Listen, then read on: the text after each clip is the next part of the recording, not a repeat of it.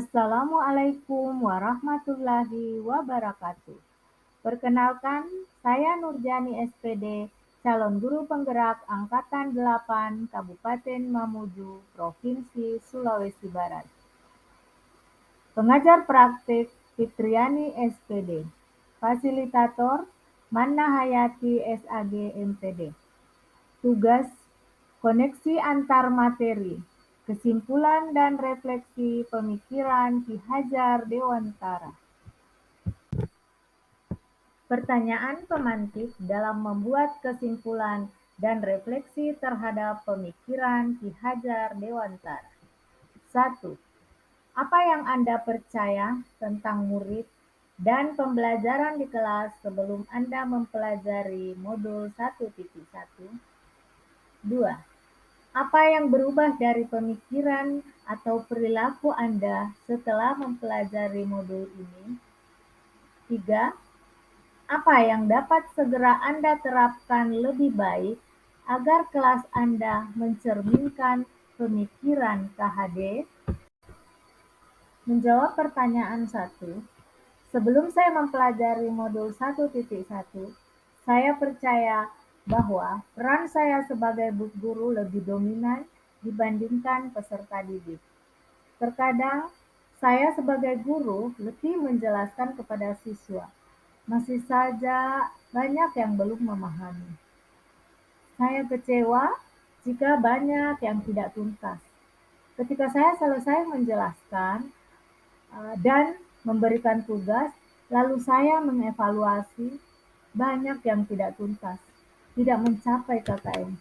Saya sangat kecewa, merasa sia-sia menjelaskan. Saya sangat senang jika anak didik duduk manis, diam dan rapi. Ketika suasana kelas tertib, tidak ada suara gaduh, fokus mendengarkan saya merasa sudah berhasil. Yang berubah dari pemikiran atau perilaku saya setelah mempelajari modul 1 adalah saya membiasakan membuat kesepakatan kelas. Bersama siswa, saya membuat kesepakatan kelas sebagai bentuk komitmen dalam menerapkan Merdeka Belajar sesuai dengan profil pelajar Pancasila.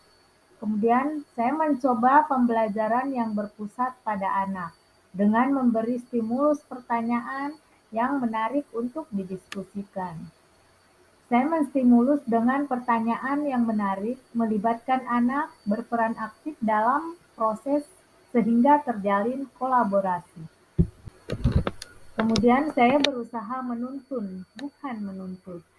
Dalam proses pembelajaran, berusaha untuk menuntun, menemukan potensi, bakat, dan minat siswa sesuai dengan kodrat alam dan kodrat zaman, bukan menuntut mereka untuk mengikuti kemauan saya.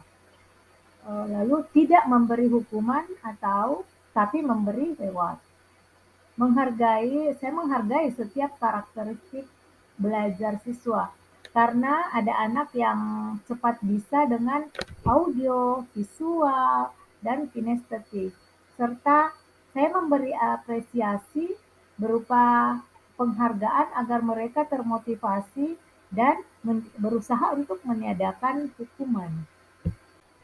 Yang dapat segera saya terapkan lebih baik agar kelas saya mencerminkan pemikiran KHD adalah merancang pembelajaran yang interaktif, menyenangkan, dan melibatkan peserta didik.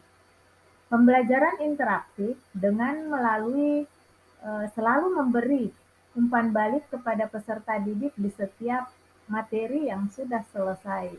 Kemudian saya mengubah metode pembelajaran yang awalnya berpusat pada guru menjadi berpusat pada anak dengan menerapkan nilai-nilai kolaboratif, aktif, mandiri, inovatif, dan berani.